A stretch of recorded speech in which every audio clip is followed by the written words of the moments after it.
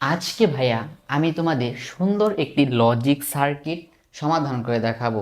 Logic সার্কিটটা সমাধান করে ওর মান বের করব, দেন এই সার্কিটটার মানটাকে আমরা সরলীকরণ করব। আসসালামু আলাইকুম রহমতুল্লাহি ওবারাকাত।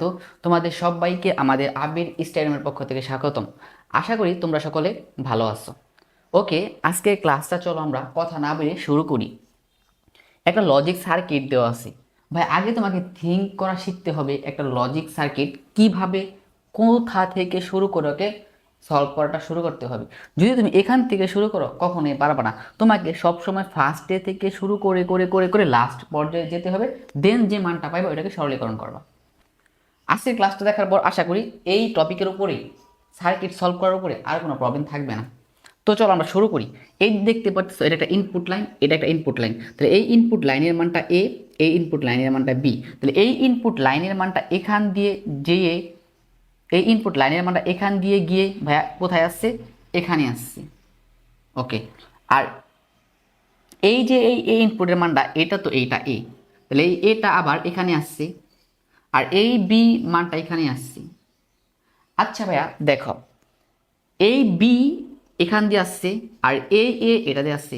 এটা একটা হচ্ছে ন্যান গেট, অর্থাৎ ন্যান, NAND, ন্যান গেট। তাহলে উপরে একটা বার থাকার কারণে এটা নট থাকার একটা বার দেব। তাহলে এই মানটা এখান দিয়ে আসছে A.B বার। আর এটা হচ্ছে একটা অর গেট। অর গেটের কাজ কি ভাইয়া? যোগ করা। আর এই যে উপরে একটা নট আছে, তাহলে এই নটটা এখানে দিয়ে দাও। তাহলে আমরা যে সমীকরণটা পাইলাম, সমীকরণটা হচ্ছে A+A.B বার, উপরে হচ্ছে সম্পূর্ণের উপরে বার। এটাকে আমরা করব। ভাইয়া দেখো, এইটাকে যদি আমরা করতে চাই, এখানে কি করা যায়? কি করা যায় সরলীকরণ করতে চাইলে? যদি আমরা সরলীকরণ করতে চাই, এইটাকে দেখো, যদি এই সম্পূর্ণটাকে আমরা এ ধরি আর এই সম্পূর্ণটাকে যদি আমরা বি ধরি, তাহলে কিছু করা যায়। দেখো এখানে আমি লিখতে পারি এ বার ডট বি বার, আর উপরের একটা বার চলে যাবে, প্লাস এ বি। এটা হচ্ছে তোমার এক্স নর গেটের যে সূত্রটা আছে না, ওই সূত্রটা প্রয়োগ করলাম। এটা হচ্ছে একটা এক্স নর গেটের, এই যে এক্স নর গেটের সূত্রটা প্রয়োগ করলাম। এক্স নর গেটের সূত্রটা কি? যেমন এই যে এক্স নর গেটের সূত্রটা তোমার যদি একটু দেখাই, এক্স নর গেট এ এক্সক্লুসিভ বি উপরে হোল বার এক্স নর গেট। তাহলে এটাকে আমরা লিখতে পারি হচ্ছে এ বার B bar plus A B.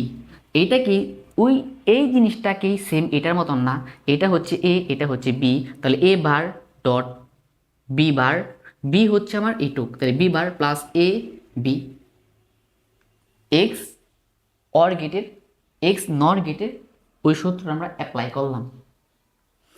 এখন এটাকে আমরা একটু সরলীকরণ করি। আসো এখানে এ বার রাখি, আর এই বার কি হয়ে যাবে? কাটা হয়ে যায়। তাহলে এখানে থাকে কি?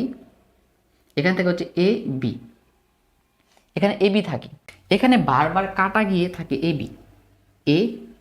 বি প্লাস, এখানে ভাইয়া কি করা যায় দেখো তো, এখানে এ, আর আমরা এখানে ডি মর্গান অ্যাপ্লাই করতে পারি না? এ বার প্লাস